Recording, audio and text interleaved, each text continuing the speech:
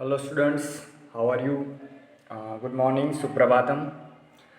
I am Niranjan sir અને આપણે ભણી રહ્યા છીએ ધોરણ 10 વિજ્ઞાન પ્રકરણ 1.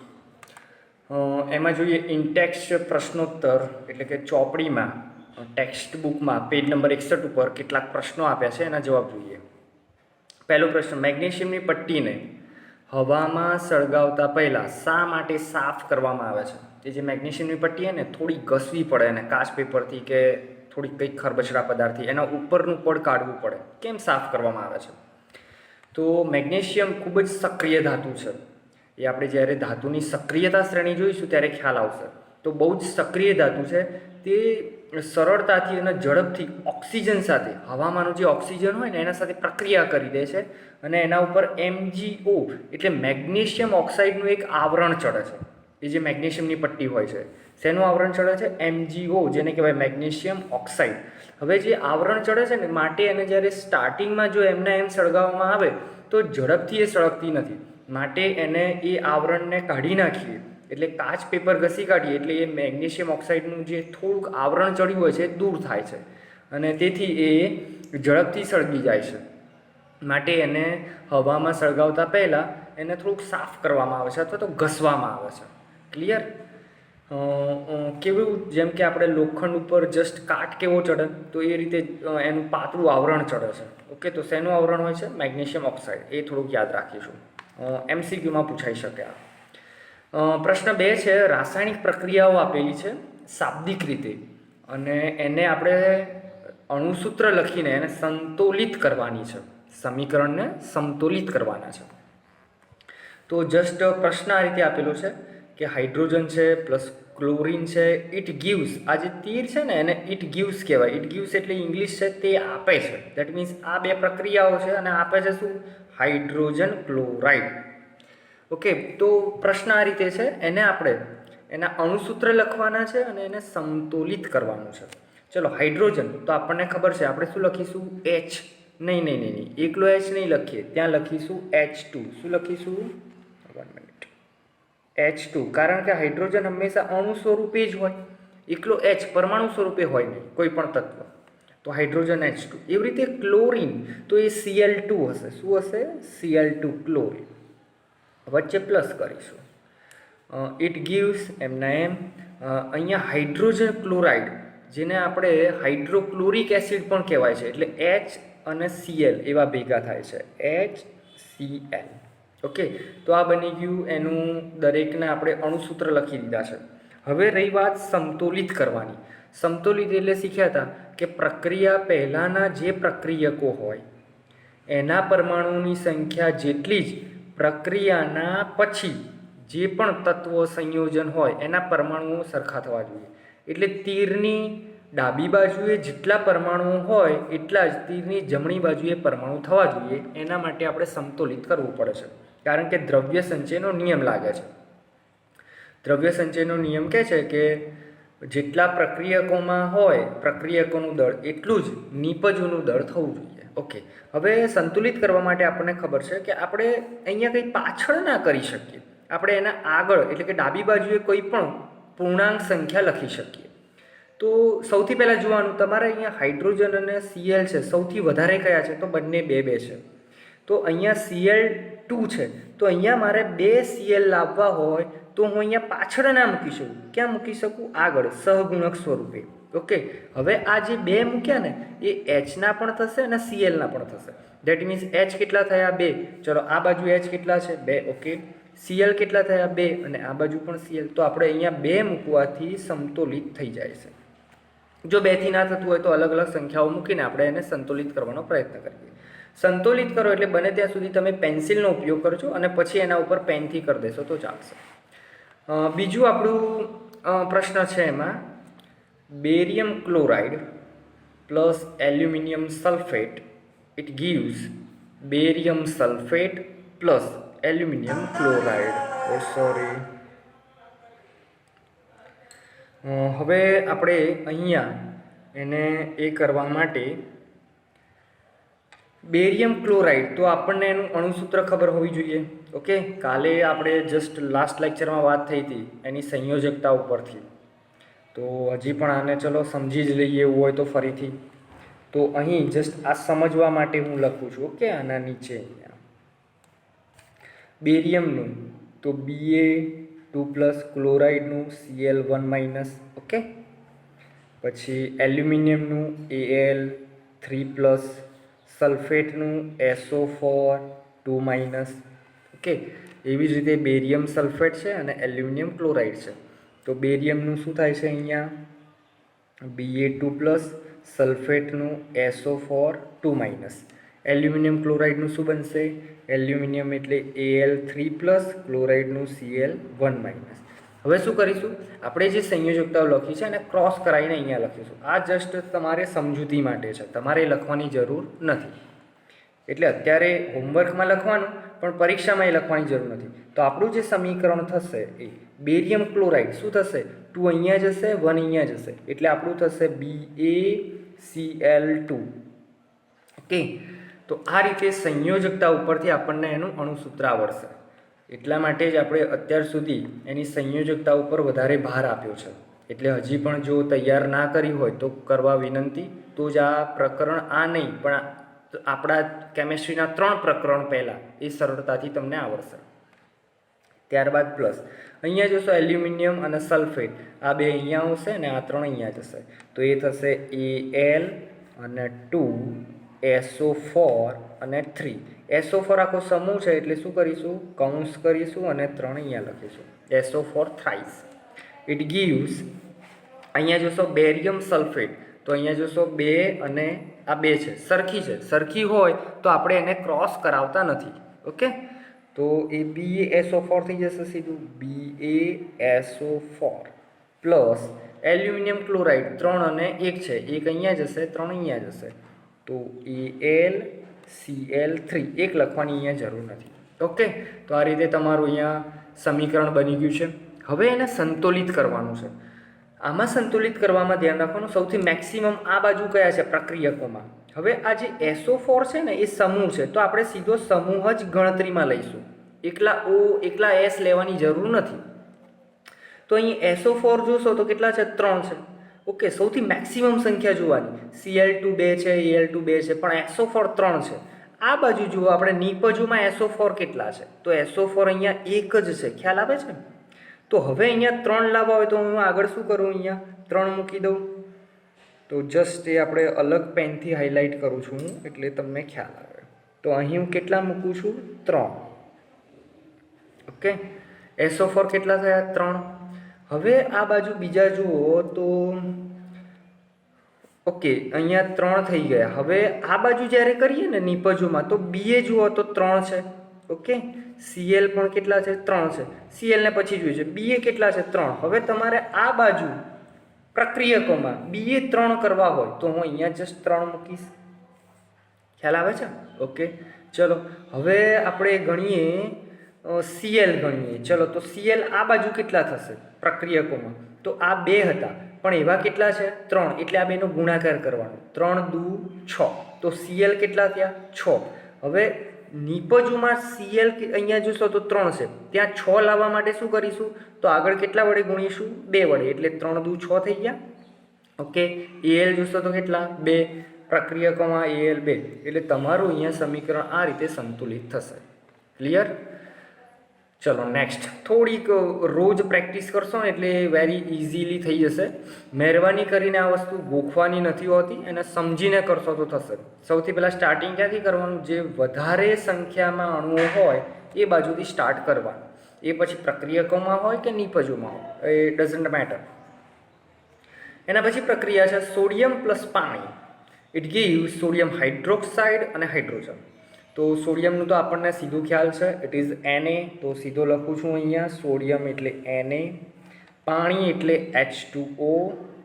ઇટ ગીવ્સ સોડિયમ હાઇડ્રોક્સાઇડ, એની સંયોજકતાની Na1+, OH1-, 1 છે.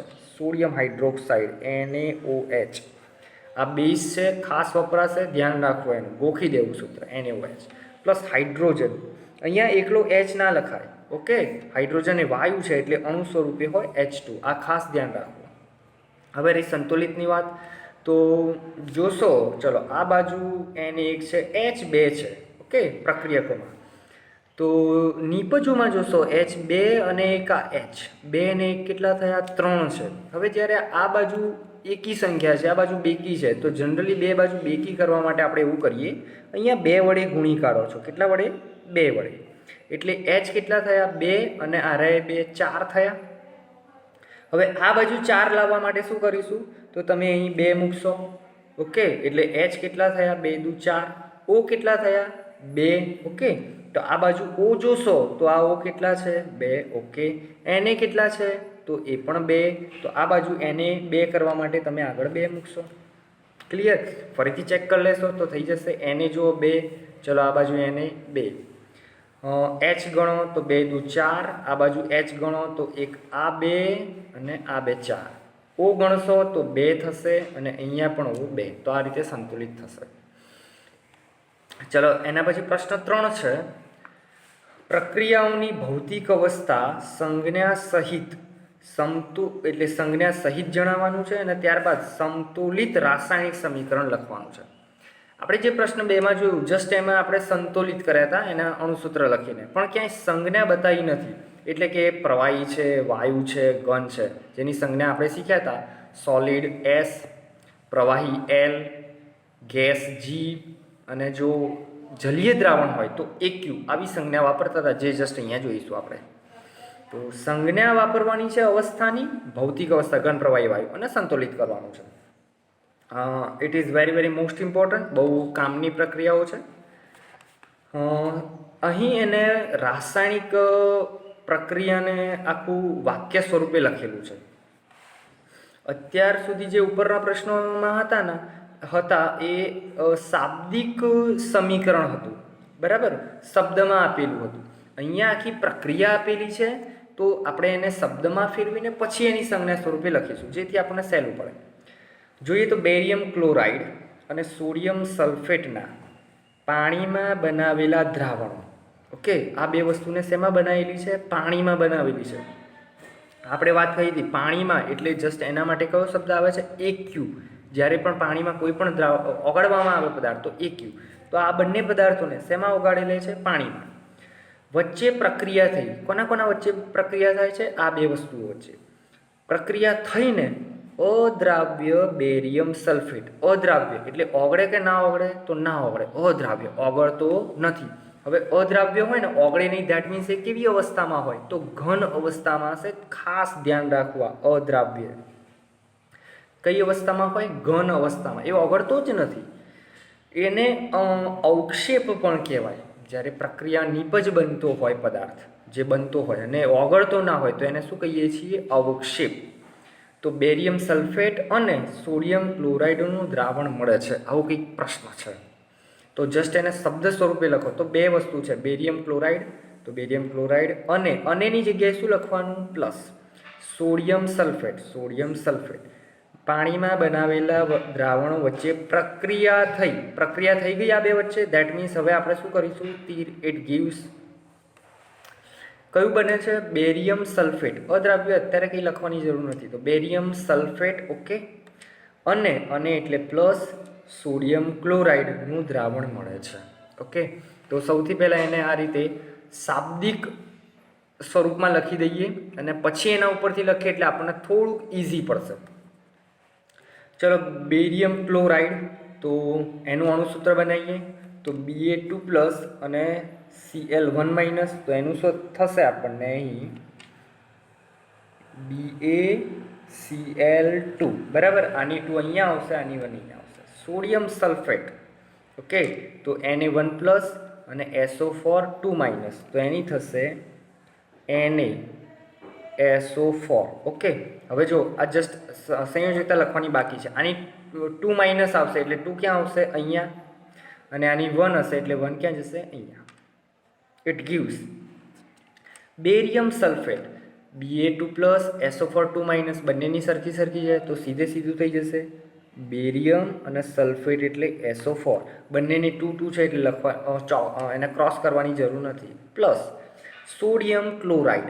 સોડિયમ ક્લોરાઇડ તો જસ્ટ ખબર છે આપણને, મીઠું, એ NaCl સ્વરૂપે લખીએ છીએ. NaCl રોજ જ્યારે સૂત્ર વાપરશો રાસાયણિક એટલે તમને યાદ રહી જશે. ઓકે, હવે આપણે એને સંતુલિત કરીએ અને પછી આપણે અવસ્થા લખીએ છીએ. સંતુલિત કરવા માટે સૌથી વધારે અણુઓ કયા છે? તો SO4 સમૂહ એક જ છે. Cl અહીંયા 2 છે, તો આ બાજુ પણ Cl કેટલા છે? 1 છે. તો આપણે અહીંયા કેટલા કરી દઈએ? 2 કરી દઈએ. ઓકે, ખ્યાલ આવે છે ને? ઓકે, 2. હવે એને અહીંયા 2 થયા, તો આ બાજુ જુઓ તો એને 2 થઈ ગયા. ઓકે, તો જસ્ટ 2 કરવાથી તમારું સમીકરણ સંતુલિત થઈ જાય છે. ફરીથી જોઈ લો. Ba1 તો Ba1, Cl 2 તો આ 2 Cl થઈ ગયા, એને 2 તો અહીં એને 2 થઈ ગયા, 2 ગુણાકારમાં છે એટલે. SO4 એક જ છે, એક SO4 છે. સમૂહ આખાની વાત કરું છું તો અહીંયા પણ SO4 સમૂહ 1 છે. Okay, clear. હવે રહી અવસ્થાની વાત. વેરી વેરી મોસ્ટ ઇમ્પોર્ટન્ટ, ખાસ ધ્યાન રાખજો. આ બંને તમે જોશો તો પાણીમાં બનાવેલા દ્રાવણો, જ્યારે પણ પાણીમાં ઓગાળેલા હોય ને દ્રાવણ, એટલે ત્યાં શું વાપરીશું આપણે? AQ જ વાપરીશું. શું વાપરીશું? AQ. તો અહીંયા કૌંસમાં લખશો AQ. ખ્યાલ આવ્યો? કેમ? પાણીમાં બનાવેલા દ્રાવણો માટે હંમેશા શું વાપરશો? AQ. એક્વિયસ, જલીય દ્રાવણ. દ્રાવણ શબ્દ આવે એટલે AQ વાપરીશું. ત્યારબાદ બને છે barium sulphate. Okay, barium sulphate કેવો છે? અદ્રાવ્ય. ખાસ ધ્યાન રાખજો, કેવો છે? અદ્રાવ્ય. અદ્રાવ્ય હોય તો એ ઓગળે નહીં, એટલે કેવી અવસ્થા હશે એની? ઘન અવસ્થા. તો શું લખશો? S solid. ખ્યાલ આવે છે? ઓકે, અને NaCl મીઠું. હવે મીઠું કેવું છે? સોડિયમ ક્લોરાઇડનું દ્રાવણ. દ્રાવણ દેટ મીન્સ એ મીઠું ઓગળેલું હશે. ખ્યાલ આવે છે ને? કે ઘન અવસ્થામાં હશે તો એ એમના એમ મીઠું, ધારો કે ઘન અવસ્થામાં પણ હોય પણ પાણીમાં રાખીએ તો શું થાય? થોડા સમય પછી ઓગળી જાય. એટલે હંમેશા સોડિયમ ક્લોરાઇડ એ જલીય હશે, AQ. તો આ રીતે આવા અદ્રાવ્ય, દ્રાવણ, પાણીમાં બનાવેલ આવા શબ્દોને ધ્યાનમાં રાખીને તમે એની અવસ્થા સારી રીતે અહીંયા લખી શકો સમજીને. એ કંઈ ગોખવાની જરૂર નથી. એટલે ધ્યાન રાખવાનું, કોઈ પણ જલીય દ્રાવણ, પાણીમાં બનાવેલું દ્રાવણ આવે ને એટલે હંમેશા એના માટે શું વાપરીશું? AQ વાપરીશું. અદ્રાવ્ય શબ્દ આવે, ઓગળેલો નથી, એટલે એના માટે સોલિડ આવશે. એને અવક્ષેપ કહેવાય છે, જે પાછળથી શીખીશું. એટલે બેરિયમ સલ્ફેટના શું હોય છે? અવક્ષેપ. અને સોડિયમ ક્લોરાઇડ. હવે આમાં તમે કદાચ નવનીતમાં જોશો ને તો કેવું હશે? પહેલાં અણુસૂત્ર સ્વરૂપે લખ્યું હશે અને એના નીચે આ બધા શબ્દો લખેલા હશે. પણ આપણે એવું નહીં કરવાનું. આપણે જસ્ટ જે પ્રક્રિયા આખી આપી હોય એના ઉપરથી શાબ્દિક બનાવવાનું અને શાબ્દિક ઉપરથી આ આણ્વીય સૂત્ર બનાવવાનું. એટલે એ સહેલું પડે, રાસાયણિક સમીકરણ. ઓકે, બીજી એક આપણું સમીકરણ છે એ જોઈશું એમાં. ઓકે, દેખાઈ રહ્યું છે ને ભાઈ? It is not clear. 1 minute, camera set કરતા જઈએ છીએ આપણે. હજી નથી દેખાતું બરાબર. થોડી કેમેરાની મૂવમેન્ટ. Okay, clear. સેકન્ડ પ્રશ્ન છે આપણો, સોડિયમ હાઇડ્રોક્સાઇડ દ્રાવણ. હવે ખબર છે સોડિયમ હાઇડ્રોક્સાઇડ દ્રાવણ, મેં પહેલાં પણ વાત કરી કે દ્રાવણ શબ્દ આવે એટલે ઇટ ઇઝ વોટ? AQ. ખ્યાલ આવે છે ને? AQ. આ ખાલી સમજવા માટે છે. લખ્યું છે પાણીમાં બનાવેલું દ્રાવણ છે. પછી છે hydrochloric acid. Okay, hydrochloric acid. હા, સંડાસ ધોવાનો એસિડ તરત યાદ આવવું જોઈએ, HCl. ઓકે, એ પણ દ્રાવણ છે, હાઇડ્રોક્લોરિક એસિડનું દ્રાવણ. દેટ મીન્સ એ પણ AQ હશે. સાથે પ્રક્રિયા કરી એટલે આ બે વસ્તુ સાથે શું થાય છે? પ્રક્રિયા કરે છે. કરી સોડિયમ ક્લોરાઇડ દ્રાવણ, એટલે સોડિયમ ક્લોરાઇડનું દ્રાવણ બને છે અને પાણી ઉત્પન્ન કરે છે. તો જસ્ટ આપણે એને શાબ્દિક સ્વરૂપમાં પહેલાં લખી દઈએ. ઓકે, તો શાબ્દિક સ્વરૂપમાં લખશો તો અહીંયા શું થશે? 1 મિનિટ, તમને દેખાય એ રીતે લખો થોડુંક. સોડિયમ હાઇડ્રોક્સાઇડ પ્લસ, અને આવે એટલે પ્લસ. એટલે અહીંયા અને શબ્દ નથી, પણ શું કરે છે? આનું દ્રાવણ લો, એમાં જ હાઇડ્રોક્લોરિક એસિડનું દ્રાવણ નાખે છે. તો અહીંયા લખીએ છીએ હાઇડ્રોક્લોરિક, અહીંયા એસિડ નીચે લખું છું. ઇટ ગીવ્સ, આ બે વચ્ચે પ્રક્રિયા થાય છે, સાથે પ્રક્રિયા થઈને, એટલે ઇટ ગીવ્સ, આ આપણા પ્રક્રિયકો થયા અને કંઈક ઉત્પન્ન થાય છે પ્રક્રિયા કરી. સોડિયમ ક્લોરાઇડ, તો અહીંયા બને છે સોડિયમ ક્લોરાઇડ નીચે લખું છું, ક્લોરાઇડ પ્લસ શું બને છે પાણી, અને એટલે પ્લસ અને બીજું છે પાણી. Okay, very easy. શાંતિથી એને સમજીને લખશો. હવે એના આપણે આ શાબ્દિક સ્વરૂપે હતું, હવે એનું અણુસૂત્ર લખીએ. સોડિયમ હાઇડ્રોક્સાઇડ આપણને ખબર હોવી જ જોઈએ, it is NaOH. Okay, Na sodium અને હાઇડ્રોક્સાઇડનો OH, સંયોજકતા 1 છે. પ્લસ હાઇડ્રોક્લોરિક એસિડ, એ તો યાદ રહી જવું જોઈએ, HCl, it gives. Sodium chloride, એ પણ યાદ રહી જવું જોઈએ, NaCl. પ્લસ પાણી ખબર છે, H2O. ચાલો સંતુલિત કરીએ. મેક્સિમમ જુઓ તો અહીં H કેટલા છે 2, અને આ બાજુ જુઓ તો H 1 અને 1 2 થઈ ગયા. O કેટલા છે 1, આ બાજુ જોશો O 1 થઈ ગયું, Cl 1 Cl 1 Na 1 સંતુલિત છે જ, તો કોઈ આને સંતુલિત કરવાની જરૂર નથી, છે જ ઓલરેડી, એટલે કોઈ સંખ્યા લખવાની જરૂર નથી. હવે રહી એની અવસ્થા લખવાની વાત. ચલો, NaOH તો દ્રાવણ છે, દ્રાવણ હોય તો આપણે શું બતાવીશું AQ. ક્લિયર થાય છે ને, તો અહીંયા લખીએ છીએ AQ. HCl હાઇડ્રોક્લોરિક એસિડ, તો એ પણ શું છે દ્રાવણ, તો અહીંયા શું લખીશું AQ. ત્યારબાદ સોડિયમ ક્લોરાઇડ, સોડિયમ ક્લોરાઇડનું શું છે દ્રાવણ, તો અહીંયા પણ શું લખીશું AQ. ઓકે, બંને QQ ના સમજતા, ઇટ ઇઝ A અને પછી Q છે. ઓકે, અહીંયા લખું છું A અને Q.